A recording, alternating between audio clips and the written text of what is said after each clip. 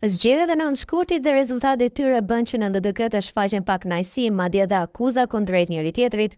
Së fundi ishte Abdullah Hoti, i cili kërkoi ndryshime në udhëheqjen e lidhjes demokratike të Kosovës, por jo vetëm ai, sepse edhe tashmë ish deputeti Agim Veliu ka kërkuar të njëjtën gjë.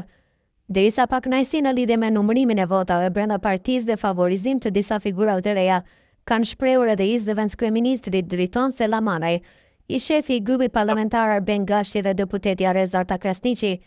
Analisti Binak Maxharaj, duke komentuar krisjet brenda LDK-s, thot se çka do që të ndodhë LDK përsëri do të jetë në vendin e tretë.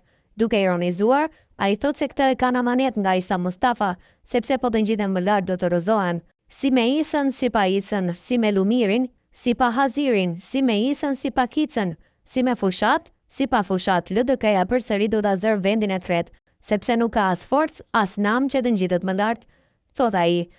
Vendin e tretë e kanë amanet nga Isa Mustafa, i cili i këshillonte që të mos ngjiteshin më lart sepse mund të rrëzoheshin. Kjo është fytyra e vërtetë e LDK-s, dhe këtë e vërtetuan edhe në zgjedhjet e fundit parlamentare.